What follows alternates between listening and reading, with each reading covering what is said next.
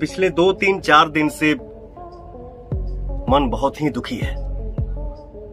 बिहार के जो घटना घटित हुई है उसे मैं कड़ी से कड़ी शब्दों में निंदा करता हूं और बिहार सरकार से मांग करता हूं कि दोषियों को जल्द से जल्द पकड़ा जाए और उन्हें कड़ी से कड़ी सजा दी जाए ताकि इस तरीके की घटना दूसरे परिवार के साथ ना हो पाए। इसके अलावा मेरे पास कोई शब्द ही नहीं है।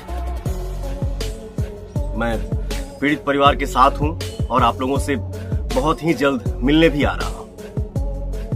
आरती कुमारी का यह मांग है कि हमें पुलिस प्रशासन की जो है वो सुरक्षा दी जाए और उसके जो छोटू के जो परिवार वाले हैं वो भी लगातार कह रहे हैं कि पुलिस प्रशासन की सुरक्षा हमें दी जाए, लेकिन अब तक कोई सुरक्षा दी नहीं गई है। इसमें क्या कहेंगे सर?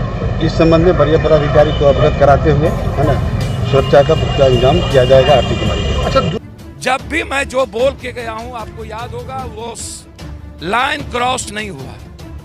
आप भरोसा रखिए, 2 आदमी गिरफ्तार हुए हैं और उनके और लोग गिरफ्तार नहीं हुए। इनमें जो जो लोग इन्वॉल्व हैं